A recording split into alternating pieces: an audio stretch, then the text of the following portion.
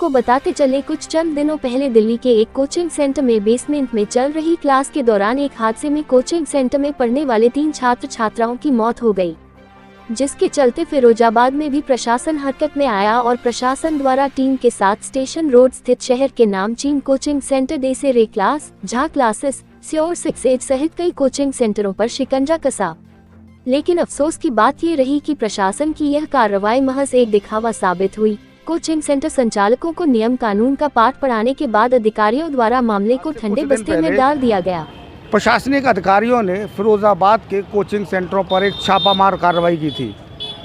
उस कार्रवाई का रीज़न सिर्फ इतना था कि दिल्ली में बेसमेंट में, कोचिंग सेंटर के अंदर बेसमेंट में चल रही क्लासों में जो 3 छात्र छात्राओं की मौत हुई थी, उसके बाद प्रशासन फिरोजाबाद का भी अलर्ट मोड पर आया और पूरे तरीके से प्रशासन की एक्टिविटी और प्रशासन की हरकत नज़र भी आई।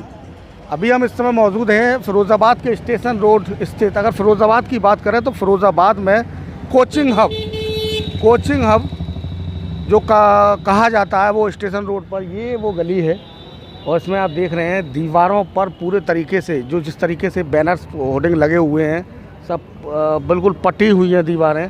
सब तरफ कोचिंग सेंटरों की कई सारे दिग्गज, फिरोज़ाबाद के अगर नामचीन कोचिंग सेंटरों की अगर बात, नामचीन फेमस जितने भी कोचिंग सेंटर हैं वो इसी जगह पर स्थित हैं।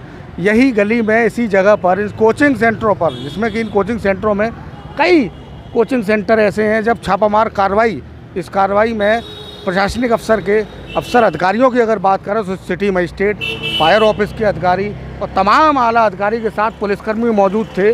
तमाम तरीके की कार्रवाई उन्होंने की और सभी निरीक्षण भी किया। तो कई कोचिंग सेंटरों में उन्होंने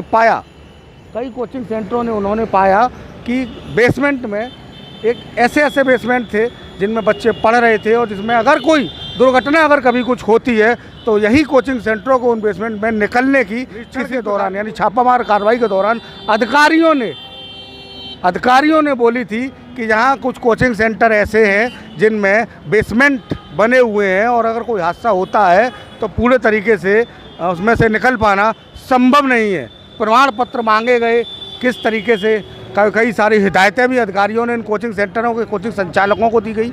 वहीं एक दिन की कार्रवाई हुई। एक दिन की कार्रवाई के बाद में मामला चला गया ठंडे बस्ते में। आखिर किसके संरक्षण में, आखिर किसके सानिध्य में, आखिर किस बाहुबली का ऐसा हाथ है इन कोचिंग संचालकों पर कि पूरे तरीके से एक दिन की कार्रवाई हुई और अधिकारियों ने अपनी कार्रवाई पर विराम लगाते हुए बैक गियर लगा लिया। और आज भी परस्पर वो कोचिंग सेंटर पूरे तरीके से यहाँ चालू हैं। बेसमेंट में ही यथास्थिति जो निरीक्षण के दौरान अधिकारियों की निरीक्षण के दौरान जो स्थिति बनी हुई थी, वही स्थिति आज भी यथास्थिति बनी हुई है। और किसी प्रकार से मामला, किसी तरीके का कोई कार्रवाई जो होनी चाहिए थी वो शामिल नहीं आई। क्या प्रशासन के अधिकारियों ने औपचारिकता निभाई? समय की बलिहारी को देखते हुए, दिल्ली में जो घटना हुई थी उस घटना को देखते हुए क्या तत्काल समाचार पत्रों में केवल सुर्खियां बटोरने का काम रहा था अधिकारियों का? अगर ऐसा था तो प्रशासनिक अधिकारियों के ऊपर एक बहुत बड़ा एक सवालिया निशान बनता है। कोचिंग सेंटरों संचालकों की अगर बात करें, पूरे तरीके से शायद उस एक दिन की कार्रवाई के बाद में जो प्रशासनिक अधिकारियों ने बैक गियर लगाया अपनी कार्रवाई पर, उस बैक गियर को लेकर इन हौसले बढ़े इन कोचिंग संचालकों के और परस्पर उन लोगों ने वही सारी चीज़ें प्रशासन को एक तरीके से इन कोचिंग सेंटर संचालकों ने दिखाया है ठेंगा कि हम ऐसे ही चलाएंगे, जिस पर जो किया जाए वो कर ले। ऐसा कह सकते हैं हम इस बात को, क्योंकि जब प्रशासन की कार्रवाई का कोई फ़र्क ही नहीं पड़ा। अब सबसे मेन चीज़ अगर आती है, क्या ये कोचिंग सेंटर का हब पूरे तरीके से क्या कॉमर्शियल में है? क्या इन पर तमाम विभागों की एनओसी है? किस तरीके से बिल्डिंग विकास प्राधिकरण से नक्शे पास हैं इनके? किस तरीके से जो संबंधित विभागों, एक कोचिंग सेंटर को चलाने के लिए संबंधित विभागों से एनओसी जारी होती है, क्या वो है? प्रमाण पत्रों की बात तो अधिकारियों ने कही थी, लेकिन मामला ठंडे बस्ते में डाल दिया गया है। वहीं अगर बात करें, यही कोचिंग सेंटर आज पूरे तरीके से मान्यता प्राप्त स्कूल, जो मान्यता प्राप्त स्कूल हैं उस तरीके से अगर बात करें तो यही क्या नाम है, ये कोचिंग सेंटर अब हज़ारों की तादाद में यहाँ बच्चे पढ़ रहे हैं, लेकिन किसी प्रकार का कोई अंकुश नहीं है।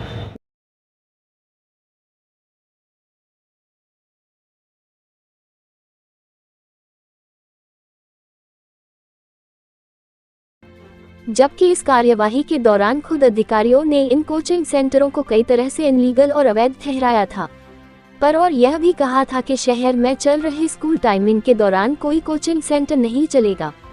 अधिकारियों की खामोशी से कोचिंग संचालकों का मनोबल बढ़ा और आज भी ये सभी कोचिंग सेंटर उसी स्थिति में इनलीगल तरीके से चालू हैं।